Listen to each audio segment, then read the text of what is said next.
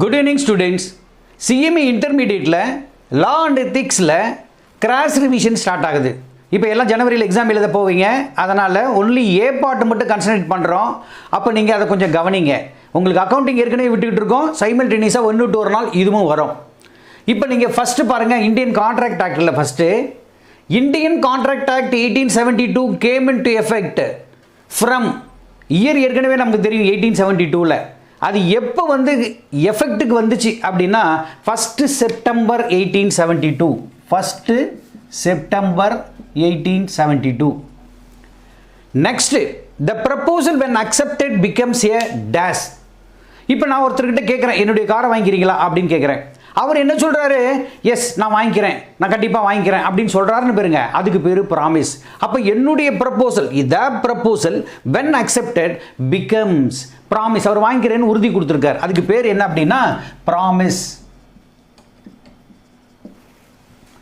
Section 2C of Indian Contract Act defines the person making the proposal is called. அதுக்கு பார்த்தீங்கன்னா ப்ராமிசர் அப்படின்னு சொல்லலாம். யார் வந்து இப்போ நான் என்னுடைய லேண்டை வாங்கிக்கிறீங்களா அப்படின்னு கேட்டால் நான் ப்ராமிசர், இன்னொருத்தர் வாங்கிக்கிறேன் அப்படின்னு சொன்னார்னா அவருக்கு பேர் ப்ராமிசி. அப்போ the person making a proposal is called ப்ராமிசர் and the person accepting the proposal is called promisee.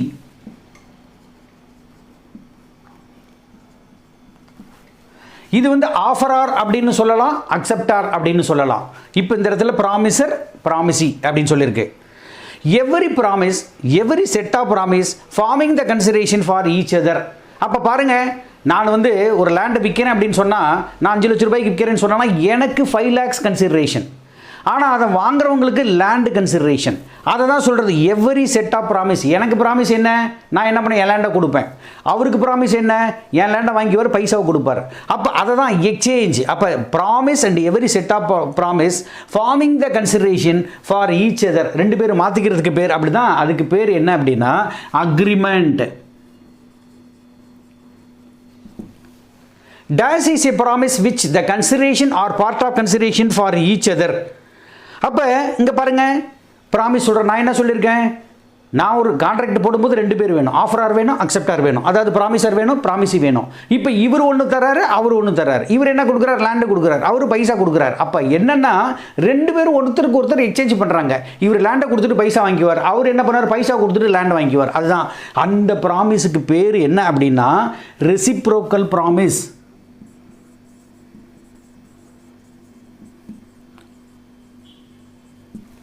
அப்போ reciprocal promise is a promise which form consideration or part of consideration for each other. அப்போ ஒவ்வொருத்தரும் அவருக்கு தேவையான கொடுத்துட்டு, தேவையில்லாத கொடுத்துட்டு அவருக்கு தேவையானதை வாங்கிக்கிறார். இவரது கொடுத்துட்டு அவர்கிட்ட இருந்து வாங்கிக்கிறார். இந்த agreement is not enforceable by law. Enforceable by லான்னு என்ன, ஒரு அக்ரிமெண்ட் போட்டாங்க ஆனால் அவர் நிறைவேற்றலை, அப்போ அவர் பேரில் லீகல் ஆக்ஷன் எடுக்கணும். அப்போனா என்ன பண்ணோம், agreement enforceable by not enforceable by law அப்படின்னா அது இந்த கான்ட்ராக்ட் செல்லாது. அதுக்கு பேர் void agreement. Next question, an agreement enforceable by law. என்ன சொன்னோம், agreement not enforceable by law அப்படின்னா வாய்ட் அக்ரிமெண்ட் அப்படின்னும். என்ஃபோர்ஸபிள் பை லா அப்படின்னா இட் இஸ் ஏ கான்ட்ராக்ட். அதனால ஞாபகம் வச்சுங்க, கான்ட்ராக்ட்.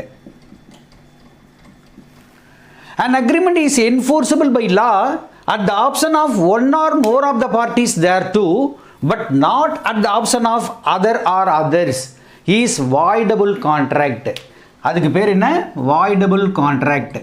வாய்டபுள் கான்ட்ராக்ட்னா என்ன மீனிங் அப்படின்னா, இப்போ ஒரு கான்ட்ராக்டு அதில் வந்து எப்படின்னா வேலிடிட்டியா இன்வேலிடா அப்படின்னு. இப்போ ஒருத்தர் பாருங்கள், இப்போ ஒரு லேடி இருக்காங்க, ஓல்டு லேடி போயிட்டு இருக்காங்க, செயின் ஸ்நாச் பண்ணிட்டு போகிறாங்க. இப்போ அதை நம்ம படிப்போம், மறுபடியும் ஃப்ரீ கன்சென்ட் அப்படிங்கிற ஹெட்டிங்கில் படிப்போம். அப்போ அந்த அம்மா வந்து இப்போ நேராக போலீஸ் ஸ்டேஷனில் போய் கம்ப்ளைண்ட் பண்ணுச்சு அப்படின்னா இந்த action will be taken by the police department. ஆனால் அவங்க பயந்துக்கிட்டு நமக்கு உயிருக்கு ஆபத்தான நம்ம என்ன பண்ணுறது அப்படின்னு கம்முன்னு விட்டாங்க அப்படின்னு சொன்னால் அந்த ஆள் திருடினவன், அதை அந்த கொள்ளையடிச்சவன் அவனே வச்சுக்குவான். அப்போ அது வேலிட் ஆகிறதும் வாய்ட் ஆகிறதும் யார் கையில் இருக்குது, at the option of the aggrieved party. அதுதான் வந்து வாய்டபுள் கான்ட்ராக்ட் அப்படின்ட்டு. அப்போ இங்கே வந்து என்னென்னா agreement is enforceable by law at the option of one or more parties. என்ன, அந்த லேடியோ இல்லை ஒருத்தர் பாதிக்காமல் 2-3 பாதிச்சாங்களோ அவங்க போய் சொன்னால் ஒழிய but not at the option of the other or others. அப்போ யார் பாதிக்கப்பட்டாங்களோ, ஒருத்தராக இருக்கலாம் இல்லை பல பேராக இருக்கலாம், அவங்க போய் கம்ப்ளைண்ட் பண்ணி அவங்க லீகல் ஆக்ஷன் எடுக்கணும்னு சொன்னால் தான் அது வாய்டபுள், அது வேலிட் ஆகும். அப்படி இல்லைன்னா வாய்ட் ஆகிடும். அப்போ அந்த கான்ட்ராக்ட்டுக்கு பேர் voidable contract. Offer must be dash to the offeror. அப்போ என்ன பண்ணோம், இப்போ நான் கார் வாங்கிக்கிறீங்களா அப்படிங்க, இப்போ நான் வந்து காரை விற்கிறதுக்கு பிளான் பண்ணியிருக்கேன். அப்போ நான் என்ன பண்ணோம், இட் மஸ்ட் பி கம்யூனிகேட்டட். நான் தெரிவித்தா தான் அவனுக்கு தெரியும், நானாக மனசில் நினச்சிக்கிட்டு இருந்தா. அப்போ it must be communicated. Offer must be communicated to the offeror. இந்த கம்யூனிகேஷன், அப்படி கம்யூனிகேஷன் பண்ணுறது எப்படி இருக்கலாம், ஒன்று ஃபோன் பண்ணி கேட்கலாம், இல்லை லெட்டரில் எழுதி கேட்கலாம். அப்போ it may be oral or in written. அப்போ இது என்ன பண்ணலாம், ஓரலாகவும் இருக்கலாம், ரிட்டன்லையும் இருக்கலாம் communication. If an offer is made to the world at large, it is called dash offer. இப்போ என்ன பண்ணுறாங்க, ஒரு ஆஃபர் பேப்பர்லலாம் பார்த்தீங்கன்னா டெண்டர்லாம் வரும்.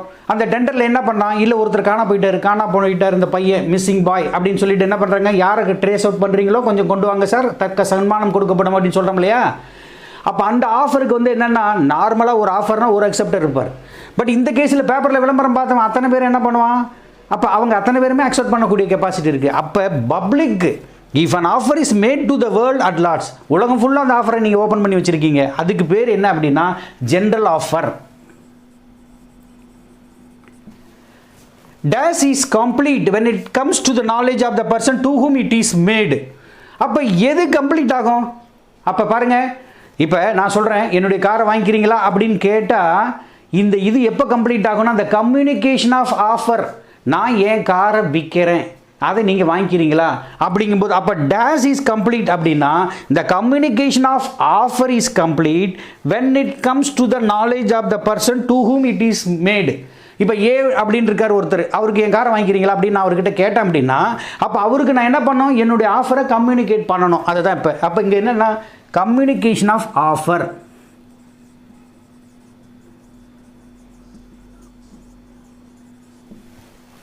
Next important question, essential elements of valid contract. ஒரு கான்ட்ராக்ட் சட்டப்படி செல்லும் செல்லாது, அப்போ செல்லணும் அப்படின்னா என்னென்ன கண்டிஷன் ஃபுல்ஃபில் பண்ணியிருக்கணும், அப்போ வேலிட் கான்ட்ராக்ட்டுக்கு என்னென்ன எசென்சியல் எலமெண்ட்ஸ் கம்ப்ளை பண்ணோம் அப்படின்ட்டு. இது வந்து இப்போ உங்களுக்கு வந்து எல்லாம் ஏ பார்ட் கொஷின் வரலாம், சில இதெல்லாம் வந்து பார்த்தீங்கன்னா நார்மல் எக்ஸாமில் வந்து என்ன பண்ணோம், சி பார்ட் கொஷன்லேயே கேட்கலாம், ஒரு 10 மார்க்ஸ் 8 மார்க்ஸ் அந்த மாதிரி கேட்கலாம். இப்போ நீங்கள் கொஷின் எப்படி கேட்டிருக்காங்களோ அதுக்கு தகுந்த மாதிரி 5 மார்க்ஸ்னால் அதுக்கு தகுந்த மாதிரி எழுதுங்க, 3 மார்க்ஸ்னால் ஒரு 3-4 பாயிண்ட்ஸ் எழுதுனா கூட போதும். அப்போ இதில் என்ன பாருங்கள், அங்கே ஒரு கான்ட்ராக்ட் வந்து எசென்சியல் எலமெண்ட்ஸ் அப்படிங்கும்போது எப்படி இருக்கணும் அப்படின்னா, ஆஃபர் இருக்கணும், அக்செப்டன்ஸ் இருக்கணும். There should be an offer and acceptance. நான் கார் வாங்கிக்கிறீங்களான்னு கேட்கணும், நீங்கள் வாங்கிட்டேன்னு சொல்லணும், அப்படி இருக்கணும் ஆஃபரும் அக்செப்டன்ஸும். There shall be an intention to create legal relationship.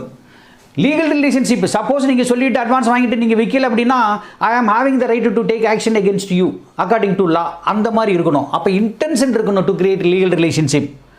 Lawful consideration இருக்கணும், நீங்கள் டீல் பண்ணுற ப்ராடக்ட் வந்து என்ன பண்ணணும், சட்டப்படி செல்லணும் இருக்கணும். இப்போ ஒரு உதாரணத்துக்கு மிஷின் கண்ணை வச்சுக்கிட்டு நீங்கள் வாங்கிக்கிறீங்களா அப்படின்னு சொல்லக்கூடாது, அது லாஃபுல் கன்சிடரேஷன் இல்லை. இல்லை நீங்கள் என்ன பண்ணுறது, வேறு ஏதாவது ப்ரௌன் சுகரை வச்சுக்கிட்டு நீங்கள் வந்து வாங்கிக்கிறீங்களா அப்படின்னு கேட்கக்கூடாது, அதெல்லாம் சட்டப்படி இல்லை. அப்போ கன்சிடரேஷன் வந்து என்ன இருக்கணும், லாஃபுல் கன்சிடரேஷன் இருக்கணும், அதை நீங்கள் பார்க்கணும். காம்பிட்டன்ட் டு கான்ட்ராக்ட், இப்போ கான்ட்ராக்டில் என்ட்ரு ஆகிறவங்க வந்து எப்படின்னா காம்பிட்டன்சி இருக்காகணும், சால்வெண்ட் பர்சனாக இருக்கணும், இன்சால்வெண்ட் பர்சனாக இருக்கக்கூடாது. இப்போ சின்ன குழந்தைகிட்ட போய் நம்ம வந்து என் லேண்டை வாங்கிக்கிறீங்கன்னு கேட்க முடியாது, ஒரு பைத்தியக்காரங்கிட்ட போய் நம்ம கேட்க முடியாது. அப்போ he must be sound enough. அப்போ என்னன்னா நம்ம கான்ட்ராக்டில் எசென்சியல் எலமெண்ட்ஸ் அவன் படித்து புரிஞ்சிக்கக்கூடிய கெப்பாசிட்டி இருக்கணும். அப்போ டெலிரியஸ் ஃபீவர் அப்படிம்பாங்க, இல்லை ட்ரங்கர்ட் பர்சன், இப்போ இவங்க கூடலாம் நம்ம கான்ட்ராக்ட் வச்சுக்க முடியாது. அப்போ காம்பிட்டன்சி இருக்கணும். Free consent between parties. இந்த கன்சென்ட் எப்படி தெரியுங்களா, இப்போ நம்ம பெரிய பெரிய தாதாக்கள்லாம் இருக்காங்க, நீங்கள் பார்த்துருப்பீங்க. அப்போக்கெல்லாம் என்ன பண்ணுவாங்க, இப்போ நான் உன் லேண்டை விற்கிறியா இல்லையா, நான் துப்பாக்கியில் சுட்டுருவேன், ஷூட் பண்ணிவிடுவேன் அப்படின்னு மிரட்டுறாங்க பாருங்கள், அதுக்கு பேர் கொயர்சன். அந்த மாதிரி இருக்கக்கூடாது. அண்டு இன்ஃப்ளூயன்ஸ்னு ஒன்று இருக்குது. அண்டு இன்ஃப்ளூயன்ஸ்னால் என்ன, நம்மளை எடுத்து வளர்த்திருப்பார், இல்லை சின்ன வயசுலேருந்து ஒருத்தர் கார்டியன் மாதிரி இருந்திருப்பார். இப்போ அவர் என்ன பண்ணுவார், அவர் என்ன சொன்னாலும் நம்ம செய்வோம். அந்த ரிலேஷன்ஷிப்பை வச்சுக்கிட்டு நீங்கள் இதில் சைன் பண்ணுங்கள் அப்படின்னு நம்ம பண்ணிட்டோம்னா அதுக்கு பேர் அன்டியூ இன்ஃப்ளூயன்ஸ். டியூ இன்ஃப்ளூயன்ஸ்னால் பாசத்தை காமிச்சு நல்லபடியாக செய்கிறது. அப்போ இது வந்து என்னென்னா அன்டியூ இன்ஃப்ளூயன்ஸ், அந்த மாதிரி இருக்கக்கூடாது. அப்புறம் ஃப்ராடு இருக்கக்கூடாது, மிஸ்ரெப்ரசன்டேஷன் இருக்கக்கூடாது. இது 4 தான் இந்த ஃப்ரீ கன்சென்ட்டில் வரும். அப்போ நீங்கள் என்ன பண்ணணும் அப்படின்னா, அவங்க கன்சென்ட், அவங்க மனமும் வந்து, இப்போ நான் என்ன விற்கிறேன் அப்படின்னா, நான் என்னுடைய தேவைக்காக நான் மனமும் வந்து ஃபுல் என்னுடைய ஒப்புதலோடு நான் விற்கணும், என்னை யாரும் ஃபோர்ஸ் பண்ணக்கூடாது. அதுதான் ஃப்ரீ கன்சென்ட். அதை நல்லா ஞாபகம் பண்ணிங்க. அப்புறம் legal object and lawful consideration, அதுதான் அந்த ஏற்கனவே லாஃபுல் கன்சிடரேஷன் போது லீகல் ஆப்ஜெக்ட் வந்து என்ன இருக்கணும், சட்டப்படி இருக்கிற ஆப்ஜெக்ட் இருக்கணும். நீங்கள் நான் சொன்ன மாதிரி தான் அந்த ப்ரௌன் சுகரு இந்த மாதிரிலாம் சட்டத்தால் ப்ரொஹிபிட் பண்ணப்பட்ட ஐட்டத்தை நீங்கள் பர்ச்சேஸோ சேல்ஸோ பண்ணக்கூடாது, அக்ரிமெண்ட் என்டர் பண்ணக்கூடாது. It should not be oppose to public policy. இப்போ கவர்மெண்ட் என்ன பண்ணியிருப்பான், இதெல்லாம் இப்போ நீங்கள் பார்த்தீங்கன்னா கஞ்சா செடி வைக்கக்கூடாது அப்படிம்பான். இப்போ இவன் என்ன பண்ணுறான், வீட்லேயே கஞ்சா செடி வச்சுக்கிட்டு அதை வந்து சேல் பண்ணுறான் அப்படின்னு வச்சுக்க, அதுக்கு அக்ரிமெண்ட் போடுறான்னு வச்சுக்கோங்க, அது வந்து பப்ளிக் பாலிசிக்கு எகென்ஸ்ட். நீ அந்த மாதிரி வளர்த்தவே கூடாது. அப்போ கவர்மெண்ட் பாலிசிக்கு எகென்ஸ்டாக நீ எதுவும் செய்யக்கூடாது. அடுத்தது செர்டைனிட்டி ஆஃப் மீனிங்னா என்ன பாருங்கள், இப்போ நாங்கள் ஆயில் கொடுங்க சார், எனக்கு ஒரு 10 டன் ஆயில் கொடுங்க அப்படிம்பா. என்ன ஆயில் அப்படின்னு தெரியணும்ல, கோகோனட் ஆயிலா, ஆலிவர் ஆயிலா, வேறு என்ன ஆயில் அப்படின்னு பார்க்கணும். அப்போ நீங்கள் மீனிங் அதை வந்து கரெக்டாக கிளியராக சொல்லணும். அப்போ நீங்கள் மீனிங்கே இல்லாமல், இப்போ மரம் வேணும்னா என்ன மரம் வேணும், சந்தன மரம் வேணுமா, டீக் வுட் வேணுமா, சாண்டல்வுட் வேணுமா, அதான் எந்த வுட்டு. அப்போ நேம் இல்லாமல் சும்மா அதை என்ன இதாக ரஃப்பாக சொல்லக்கூடாது. அப்போ செர்டைனிட்டி ஆஃப் மீனிங் அதையும் பார்க்கணும். No impossibility of performance. அப்போ ஒரு கான்ட்ராக்ட் வேணும்னா என்ன, இப்போ நான் இந்த வீட்டை எடுத்து நான் அந்த மலை மேலே வைக்கிறேன் அப்படின்னு சொல்ல முடியாது. அது முடியுமா, முடியாது. அதே மாதிரி இன்னொன்று என்ன தெரியுங்களா, சார் உங்கள் வீட்டில் ஒரு செங்கல், நீங்கள் ஒரு செங்கல் கொண்டு வாங்க, நான் அதை கோல்டாக மாற்றி தரேன். அப்போ இம்பாசிபிலிட்டி ஆஃப் பர்ஃபார்மன்ஸ், அதை செஞ்சு முடிக்கவே முடியாது, சாதிக்கவே முடியாது. பட் இருந்தாலும் அப்படி சொல்கிறது, அந்த மாதிரி அக்ரிமெண்ட் போடுறது, அதெல்லாம் கூடாது. அப்போ essential elements of valid contract அப்படின்னா இந்த 9 பாயிண்ட்ஸையும் கொஞ்சம் ஞாபகம் வச்சு. இது ஒரு இம்பார்ட்டன்ட் கொஷனு. இதில் வந்து 3 மார்க்ஸ் அல்லது 2 மார்க்ஸ் கேட்டிருந்தாங்க அப்படின்னா ஒரு 2 or 3 பாயிண்ட்ஸ் எழுதுங்க. இது ரிவோகேஷன் ஆஃப் ஆஃபர். ஆஃபர் பண்ணுவார் ஃபஸ்ட்டு, என்ன பண்ணுறது, இப்போ கார் விற்கிறேன் அப்படின்னு சொல்லிட்டு ஆஃபர் பண்ணிவிடுவார். அதுக்கப்புறம் ரிவோக் பண்ணலாம். எந்தெந்த சூழ்நிலையில் ரிவோக் பண்ணலாம், அது ரிவோக்னா கேன்சல். எப்போ நம்ம ஆஃபரை கேன்சல் பண்ணலாம் அப்படின்னு பார்த்தீங்கன்னா, first point by communication of notice of revocation by promisor. இப்போ ப்ராமிசர் விற்கலான்னு முடிவு பண்ணிட்டாரு. பட் இருந்தாலும் என்ன ஆயிடுது, அவங்க ஒரு வீட்டில் ஒரு ப்ரோக்ராம் பண்ணியிருந்தாங்க, கல்யாண ப்ரோக்ராம் பண்ணியிருந்தாங்க, அதுக்காக பைசா தேவைப்படுது, விற்கலான்னு பிளான் பண்ணார். இப்போ அந்த ப்ரோக்ராம் டிலே ஆகிப்போச்சு. அப்போ அவர் என்ன பண்ணுவார், சாரி சார் நான் உங்ககிட்ட சொன்னேன் நம்ம விற்கல அப்படின்னு ஒரு நோட்டீஸ் ஆஃப் ரிவோகேஷன், அதை நான் கேன்சல் பண்ணுறேன் சார் அப்படின்னு அவர் அக்செப்டன்ஸுக்கு முன்ன அந்த பர்டிகுலர் பீரியடில் ரீசனபிள் டைமில் அவர் மென்ஷன் பண்ணோம். அப்போ by communication of notice of revocation by promisor, அது மூலமாக ரிவோகேட் பண்ணலாம். இல்லை அந்த அக்ரிமெண்ட்டில் என்ன சொல்லியிருப்பாங்க அப்படின்னா, வித்தின் 3 monthஸில் நீ வந்து அதை ரிஜிஸ்டர் பண்ணிக்கணும். சப்போஸ் அந்த 3 months முடிஞ்சிருச்சுன்னு வச்சுங்க, அது ஆட்டோமேட்டிக்காக ரிவோக் ஆகிடும். அப்போ பை லேப்ஸ் ஆஃப் டைம், அப்போ ஒரு எவ்வளோ பீரியட் மென்ஷன் பண்ணியிருக்கோம் அந்த அக்ரிமெண்ட்டில், அது லேப்ஸ் ஆகி போச்சுன்னா அது ஆட்டோமேட்டிக்காக ரிவோக் ஆகிடும்.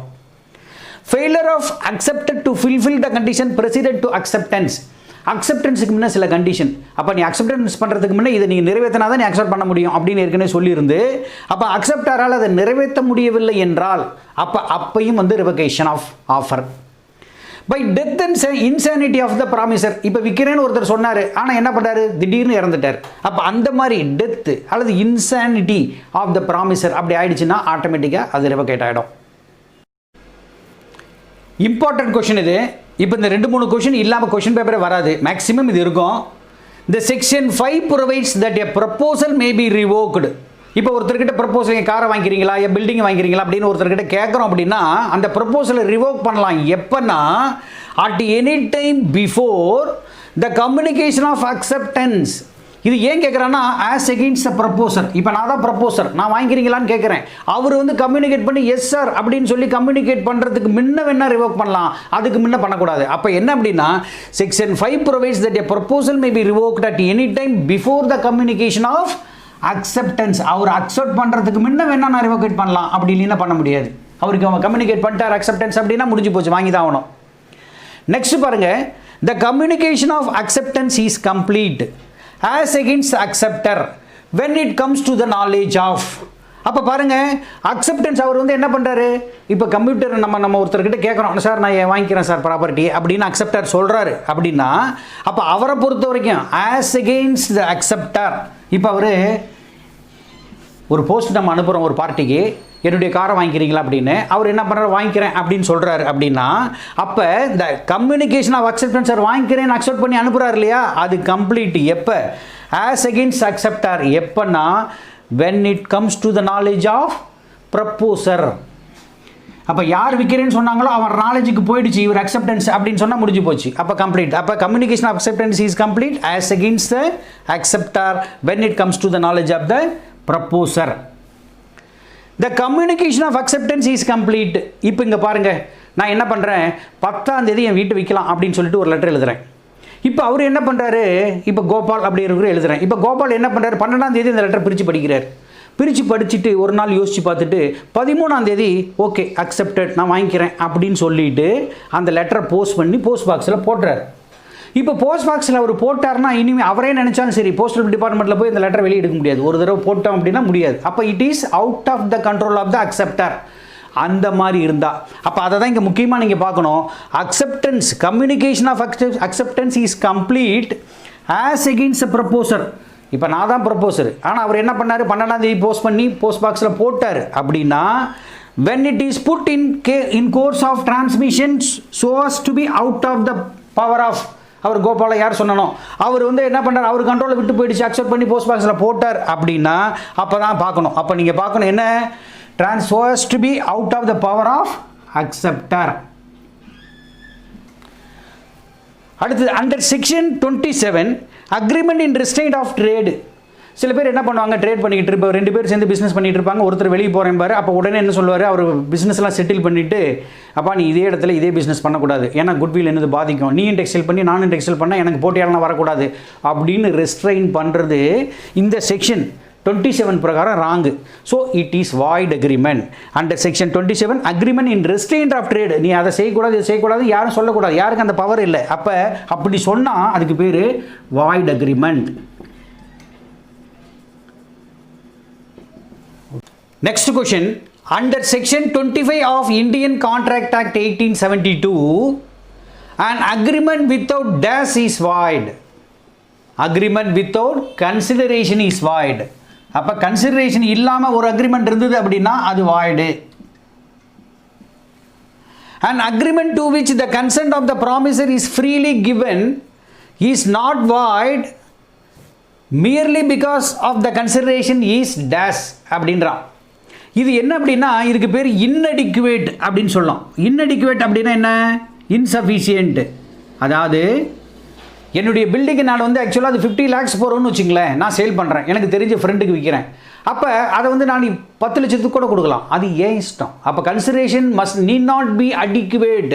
நான் 50 லட்ச ரூபா அது வேல்யூ 50 லட்ச ரூபாய்க்கு தான் நீ விற்கணும் அப்படின்னு சட்டம் கிடையாது, நான் விருப்பப்பட்டது விற்கலாம். அப்போ consideration need not be adequate. அதான என்ன, இன்அடிக்குவேட். அதான் சொல்கிறது. Agreement to which the consent of the promisor is freely given is not void. அது வந்து வாய்டு கிடையாது, ஏன்னா அது வேலிடு. ஏன்னா கன்சிடரேஷன் வந்து அடிக்குவேட்டாக இருக்கணும்னு அவசியம் இல்லை. அதாவது merely because of the consideration is in consideration 10 அப்படிங்கிறதுக்காக போடுற அக்ரிமெண்ட் வந்து வாய்டு கிடையாது, அது வேலிடு தான் அப்படின்னு சொல்கிறது. நெக்ஸ்ட் கொஸ்டின் பாருங்கள். A agrees to sell B 100 tons of oil. ஒரு கடையில் போய்ட்டு ஆயில் கொடுங்க, ஒரு 100 tons ஆயில் கொடுங்க அப்படின்னு கேட்டால் என்ன ஆயில் கொடுப்பான். அப்போ நம்ம எக்ஸாம்பிள் ஏற்கனவே சொல்லியிருக்கோம், என்ன certainty of the meaning, essential elements of valid கான்ட்ராக்டில் என்ன சொல்லியிருக்கோம், செர்டைன் மீனிங் இருக்கணும். நான் மரம் வாங்குறேன்னா என்ன மரம், என்ன மரம் வாங்குறீங்க, தேக்கு மரம் வாங்குறீங்களா, புளியா மரம் வாங்குறீங்களா, என்ன மரம் வாங்குறீங்க, என்ன ஆயில் வாங்குறீங்க, அதை சொல்லலை. அப்போ என்ன, அந்த மாதிரி இருக்கிறது வந்து this agreement is void. Correct தான். எதுக்கு, ஃபார் செர்டைனிட்டி ஆஃப் மீனிங். மீனிங்கில் உறுதித்தன்மை இல்லை, புரிஞ்சுக்கலது, எந்த ஆயிலை கொடுப்பான் அவன் பாவம். அடுத்தது A agrees to sell B my red Maruti car for rupees. இப்போ என்னுடைய கார் இருக்குது, மாருதி காரை நான் சேல் பண்ணலாம், ஆனால் நான் மனசில் நினைக்கிறேன் 2 லட்சத்துக்கு வந்தாலும் வித்தரலாம், 2.5 லட்சத்துக்கு விற்கலாம், அப்படின்னா 2 லட்சம் வந்தாலும் வித்தரலாம். சரி, ஆனால் நீ ஏதாவது ஒரு முடிவு பண்ணி ஒரு அமௌண்ட்டு சொல்லணும். இப்போ நான் என்ன பண்ணுறேன், பி கிட்ட சொல்கிறேன், 2 லட்சம் கொடு, இல்லை 2.5 லட்சம் கொடு அப்படின்னா அதுக்கு பேர் அக்ரிமெண்ட் இல்லை, ஏன்னா செர்டைனிட்டி இப்போ என்ன இர்ரெலவெண்ட்டு. அப்போ அதுக்கு பேர் என்ன, திஸ் அக்ரிமெண்ட் இஸ் வாய்டு. ஏதாவது ஒரு அமௌண்ட்டு தான் சொல்லணும். இப்போ சின்னையா வெர்சஸ் ராமையா இப்படி ஒரு கோர்ட்டு கேஸ் உண்டு. இது எதுக்கு வருது இந்த கேஸ் அப்படின்னா, the consideration may move from promisee or any other person அப்படிங்கிறதுக்காக. இது கரெக்டு தான். It is an example for consideration may move from promisee or any other person. அப்போ இந்த கேஸ் வந்து இதுக்கு எக்ஸாம்பிளாக சொல்லலாம். இந்த கேஸை பற்றி கொஞ்சம் தெரிஞ்சுக்கங்க. இந்த கொஷனில் கேட்கலனா கூட சின்னையா வெர்சஸ் ராமையா அப்படின்னா என்னென்னா, ஒரு ஃபாதர் என்ன பண்ணுறாரு, ஒரு ப்ராப்பர்ட்டியை தன் பொண்ணுக்கு எழுதி கொடுக்குறாரு. இதை எழுதி கொடுத்துட்டு என்ன பண்ணுறாரு, என்னுடைய தம்பி இருக்கான் வயசான காலத்தில், என் காலத்துக்கு அப்புறம் இதில் வர்ற வருமானத்தில் ஒரு போர்ஷனை அவனுக்கு கொடுத்துருமா நீ, ஏன்னா அவனுக்கு வேறு எதுவுமே இல்லை அப்படின்னு சொல்லும்போது அவங்க டாக்டர் என்ன சொல்கிறாங்க, கண்டிப்பாக நான் சித்தப்பாவுக்கு தரேன் அப்படின்னு சொல்லி ஒத்துக்குறாங்க. அதுக்கு தகுந்த மாதிரி ஒரு அக்ரிமெண்ட்டும் போட்டு நான் மந்த்லி இவ்வளோ கொடுத்துட்றேன் அப்படின்னு சொல்லி ஒரு அக்ரிமெண்ட்டும் போட்டாங்க. ஆனால் அப்பா இறந்துட்டார். இறந்ததுக்கப்புறம் அந்த பொண்ணு என்ன ஆர்கியூ பண்ணுது அப்படின்னா, எங்கள் அப்பா எனக்கு கொடுத்தாரு, எனக்கும் சித்தப்பாவுக்கும் என்ன, அவர் ஸ்ட்ரேஞ்சர் தானே, இப்போ அவருக்கு நான் ஏன் கொடுக்கணும் பைசா, நான் தரமாட்டேன் அப்படின்றாங்க. அப்போ தான் சொல்கிறாங்க, ஏன்னா அவர் எனக்கு என்ன கன்சிடரேஷன் கொடுத்தாரா, இல்லை அவர் கன்சிடரேஷன் கொடுக்கலினாலும் பட் கன்சிடரேஷன் எதுக்காக கொடுத்துருக்கு, அவங்க அண்ணன் வந்து கொடுத்தது அவருக்கு கொடுக்கணும்னு சொல்லி தான் கொடுத்துருக்கு. அதுதான் consideration may move from promisee or any other person. அப்போனா என்ன அர்த்தம், இது ட்ரூ ஆச்சுங்களா, ஃபால்ஸு கிடையாது. An agreement without consideration is not void. Explain 3 marks. At least 3 marks வந்ததுன்னா அது மாதிரி பண்ணுங்கள். நார்மலாக கன்சிடரேஷன் இல்லைன்னா அந்த அக்ரிமெண்ட் வாய்டு தான். ஆனால் சில கேஸில் கன்சிடரேஷன் தேவையில்லை. எப்போ தேவையில்லை அப்படின்னா, இப்போ அப்பா பையனுக்கு என்ன தேவை, ஹஸ்பண்ட் அண்ட் ஒய்ஃபுக்கு என்ன தேவை, இப்போ என்ன ஆகிடும், அப்போ nature of love and affection. அப்போ அவங்க வந்து கன்சிடரேஷன் போட்டு தான் ஒவ்வொரு ப்ராப்பர்ட்டி ஃப்ரீயாக கொடுக்குறாங்க, கிஃப்டாக கொடுக்குறாங்க, தன் சொந்த பையனுக்கு கொடுக்குறாங்க. அப்போ நேச்சுரல் லவ் அண்ட் அஃபெக்ஷன் இருந்தால் அங்கே கன்சிடரேஷன் தேவையில்லை. Compensate for voluntary services. இப்போ நம்ம போயிட்டே இருக்கோம், திடீர்னு ஒருத்தர் என்ன பண்ணுறாரு, ஹார்ட் அட்டாக்ல நடு ரோட்டில் படுத்திருக்காரு, துடிக்கிறார். அப்போ நம்ம என்ன பண்ண, மனிதாபிமானத்தோடு நம்ம என்ன செய்கிறோம்னா, அவரை தூக்கிட்டு கொண்டு போய் ஹாஸ்பிட்டலில் சேர்த்து எல்லாமே பண்ணுறோம், அவர் பொழைச்சிக்கிறார். அப்புறம் தான் தெரியுது ஒரு பெரிய கோடீஸ்வரன் அப்படின்ட்டு. அப்போ அவர் கூப்பிட்றாரு, ஒரு மாதம் கழித்து கூப்பிட்டு என்னை யார் கொண்டு வந்து சேர்த்துறது அப்படின்னு சொல்லி கேட்டதுக்கப்புறம் அவர் சொல்கிறார், சார் தம்பி நீங்கள் இல்லைன்னா என் உயிரே போயிருக்குங்க, நீங்கள் பிழைக்க வச்சுட்டீங்க, உங்களுக்கு நான் குயூர் ஆனதுக்கப்புறம் வாங்க ஒரு அமௌண்ட்டு தர்றேன் உங்களுக்கு உங்கள் லைஃபுக்கு அப்படின்னு சொல்கிறாருன்னு வச்சுங்க. அது வேலிட். அதுதான் காம்பன்சேட் ஃபார் வாலண்டரி சர்வீசஸ். இது வந்து இவர் சொல்லலை, இங்கே ஆஃபர் இல்லை, அக்செப்டன்ஸ் இல்லை, அவராக வாலண்டரியாக வந்து ஹெல்ப் பண்ணார். அந்த மாதிரி சர்வீஸுக்கு கொடுக்குறது வந்து என்னென்னா, அங்கே வந்து கன்சிடரேஷன் இருக்க வேண்டிய அவசியம் இல்லை, அவராக பார்த்து கொடுக்கலாம், இல்லை கொடுக்காமே போகலாம். Promise to pay time barred டெப்ட். ஒரு டெப்ட் வாங்கினா அந்த லிமிடேஷன் அப்படின்னு ஒரு ஆக்ட் இருக்குது. அந்த ஆக்ட் பிரகாரம் பார்த்தீங்கன்னா ஒரு டெப்ட்டை கிளியர் பண்ணோன்னா 3 இயர்ஸ்க்குள்ளே கிளியர் பண்ணணும். அப்படி இல்லைன்னா கடன் கொடுத்தவங்க என்ன பண்ணணும், கோர்ட்டில் கேஸுன்னு போட்டு ரிஜிஸ்டர் பண்ணி வச்சுருக்கணும். அப்போ தான் 5 வருஷம் 10 வருஷத்துக்கு இழுத்து அதுக்கப்புறம் செட்டில் பண்ணலாம். அப்படி இல்லை, இப்போ என்ன ஆகிடுது, இப்போ ஒரு உதாரணத்துக்கு ஒருத்தர் கடன் வாங்கினார், அப்போ கடன் கொடுக்கல, நம்ம என்ன பண்ணிட்டோம், அதை ரைட்டாக பண்ணிட்டோம், அது வராது அப்படின்னு சொல்லிட்டோம். அப்புறம் 5 வருஷம் 10 வருஷம் கழிச்சு பார்க்குறாரு, இப்போ அவர் வசதியாக இருக்கார், இப்போ அவர் கொடுத்துடலாமே, நம்ம அன்றைக்கி ஏன் பேரை கெடுத்துக்கிட்டோம் அப்படின்னு கொண்டு வந்து கொடுக்குறாருன்னு வச்சுங்க, அதுக்கு கன்சிடரேஷன் தேவையில்லை. அப்போ 3 case, natural love and affection, compensate for voluntary services, promise to pay time barred டெப்ட். இது வந்து அண்டர் சம் சர்க்கம்ஸ்டன்சஸ். சில கேசஸ் இருக்குது, என்னென்னா இப்போ கிஃப்ட் கொடுக்குறேன்னு வச்சுங்க, இப்போ யாருக்காவது நீங்கள் இப்போ ஒரு பர்த்டேக்கு போகிறீங்க, ப்ரெசென்ட் பண்ணுறீங்க, இல்லை மேரேஜுக்கு போகிறீங்க, கிஃப்ட் பண்ணுறீங்க, அதுக்கு ஏதாவது பிரதிபலன் எதிர்பார்த்தா கொடுக்குறீங்க, அங்கே கன்சிடரேஷன் தேவையில்லை கிஃப்ட் கொடுத்தா. அதே மாதிரி ஏஜென்சி கிரியேஷன், இப்போ பிரின்சிபல் ஏஜென்ட் அப்பாயின்ட் பண்ணுறாரு, அங்கே வந்து கன்சிடரேஷன் தேவையில்லை. சேரிட்டபிள் சப்ஸ்கிரிப்ஷன், அதுக்கும் தேவையில்லை. இதை கொஞ்சம் ஞாபகம் வச்சு. when can a stranger to contract sue? இப்போ இந்த stranger to contract நம்ம ஏற்கனவே படிச்சிருக்கோம். stranger to contract அப்படிங்கிறது void, stranger to consideration is valid. இப்போ எனக்கு தர வேண்டிய பணத்தை ஒரு கான்ட்ராக்டில் ஏபி 2 பேர் கான்ட்ராக்டில் என்டர் பண்ணுறாங்கன்னா, இப்போ பி வந்து ஏவுக்கு பைசா கொடுக்கணும், ஆனால் ஏவை பற்றி என்ன நினைப்பார், அவருக்கு தேவை பைசா. இப்போ சி கொண்டு வந்து கொடுக்குறான்னு வச்சுங்க, வாங்கிக்குவார். அப்போ அந்த ஸ்ட்ரேஞ்சர் டு கன்சிடரேஷன் இருக்கலாம், ஸ்ட்ரேஞ்சர் டு கான்ட்ராக்ட் இருக்கக்கூடாது. சரி, இப்போ இந்த ஸ்ட்ரேஞ்சர் டு கான்ட்ராக்டில் எப்போ இந்த ஸ்ட்ரேஞ்சர் டு கான்ட்ராக்ட் வந்து சூ பண்ணலாம், சூன்னா கேட்டில் he can file a case against அப்படின்னு பார்க்கலாம். அப்போ அந்த எந்தெந்த சமயத்தில் அப்படின்னு பார்த்தீங்கன்னா, ஒரு 5 பாயிண்ட்டை மட்டும் ஞாபகம் வச்சுங்க. இப்போ ட்ரஸ்ட்டுன்னு இருந்ததுன்னு வச்சுங்களேன், அந்த ட்ரஸ்ட்டில் அவர் பெனிஃபிஷரியாக இருக்கும்போது, இல்லை marriage settlement or partition or other family அரேஞ்ச்மெண்ட்டில் இல்லை மேரேஜ் செட்டில்மெண்ட்டில், இல்லை அக்னாலஜ்மெண்ட் ஆர் எஸ்டோப்பலில், இல்லை ஏஜென்சி பிஸ்னஸில், இல்லை அசைனி இன் கேஸ் ஆஃப் இன்சூரன்ஸ் பாலிசியில், இந்த மாதிரி சமயத்தில் வந்து என்ன பண்ணலாம், இந்த ஸ்ட்ரேஞ்சராக இருந்தால் கூட they can file a case, they can சூ.